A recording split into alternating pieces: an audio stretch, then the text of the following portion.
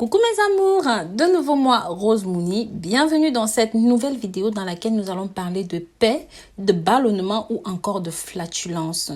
Personne ne supporte cela, oui, parce qu'ils nous font honte.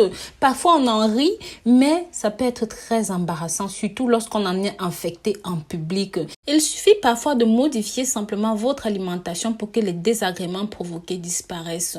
Le ballonnement provoque des gargouilles dans votre tube digestif et parfois des douleurs. Il est dû à l'accumulation des gaz intestinaux. Si ces gaz sont expulsés, ils répandent une odeur désagréable et même gênante parfois. Par contre, si les gaz ne peuvent être éliminés, ils vont s'accumuler et provoquer des douleurs dans votre ventre. Ce phénomène se produit lorsqu'une personne mange de lait. Je vais vous expliquer plus tard ce que c'est. Normalement, nous avalons entre 2 et 4 litres d'air par jour. Ça, c'est tout à fait normal. Mais des fois, un trop gros volume d'air peut provoquer la dilatation de votre estomac. Après avoir avalé tout cet air, il y a une partie qui ressort par la bouche. L'autre partie va suivre un parcours comme les aliments normaux. Donc, ça va par exemple essayer de sortir par l'épée, par les flatulences. Le fait d'avaler l'air, c'est dû à quoi? C'est provoqué chez certaines personnes, soit parce que vous êtes trop nerveux, soit parce que vous souffrez de troubles alimentaires, soit parce que vous mangez trop vite, trop rapidement, ou encore parce que vous mâchez beaucoup de chewing-gum. Sachez aussi que lorsqu'on parle en mangeant, ça peut augmenter la quantité d'air avalé. Enfin, les boissons gazeuses, le grignotage entre les repas va favoriser cela.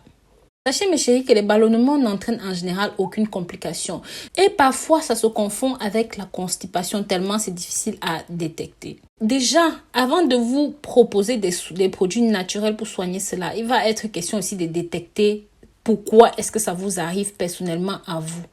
L'intestin abrite naturellement de nombreuses bactéries indispensables à la digestion des aliments. Ces micro-organismes décomposent les aliments que vous leur donnez en plusieurs éléments et parfois les décomposent en gaz. Les aliments qui vont plus facilement se transformer en gaz sont les légumes, tels que le chou-fleur, le brocoli, et cela peut entraîner des paix et même des douleurs.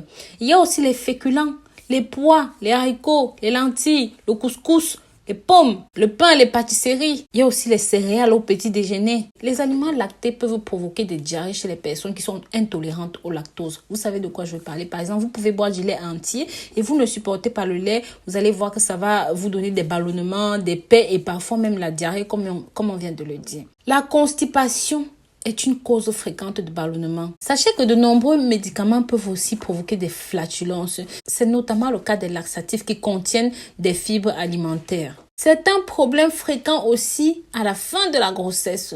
Lorsqu'une femme enceinte doit manger davantage de fibres pour lutter contre la constipation et que l'utérus fait pression sur les intestins. Bien sûr, mes chéris, il y a des causes encore bien plus graves, comme par exemple les reflux gastro-œsophagiens, des infections gastro-intestinales, des intoxications alimentaires. Même la crise d'appendicite peut causer cela. Et comme je vous dis toujours, si tout ce que je viens de vous citer là, vous vous êtes retrouvés là-dedans, n'hésitez pas mes chéris, consultez un médecin.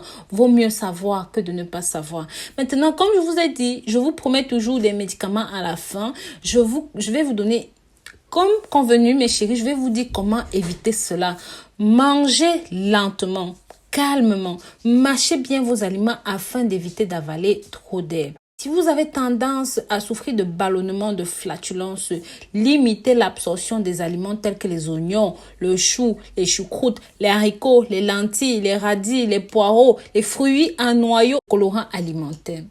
Ça, c'est pas bon. Essayez de déterminer les produits qui génèrent chez vous le plus de flatulence pour les éliminer systématiquement et restreindre cela de votre alimentation. Évitez les boissons gazeuses, comme je l'ai dit plus haut. Ça va libérer les gaz dans le tube digestif.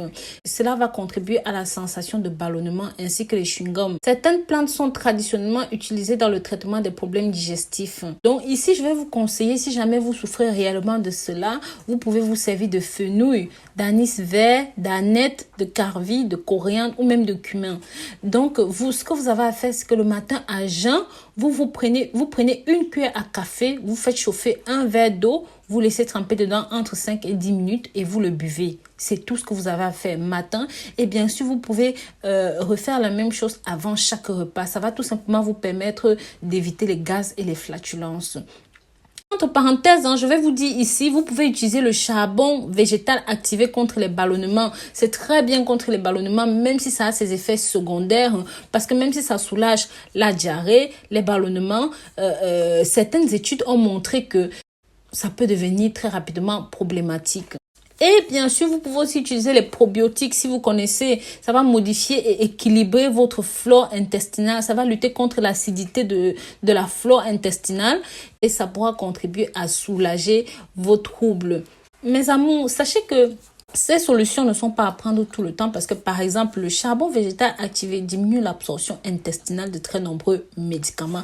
En cas de traitement médicamenteux, il est préférable de consulter définitivement un médecin. Donc, voilà, mes amours, je vous remercie d'avoir regardé cette vidéo jusqu'au bout. J'espère ici que j'ai pu vous apporter quelque chose. Je vous dis à très, très bientôt pour une nouvelle vidéo. Si jamais vous avez aimé ce contenu, n'oubliez pas, partagez-le, abonnez-vous et soutenez ma chaîne. Bisous, bisous!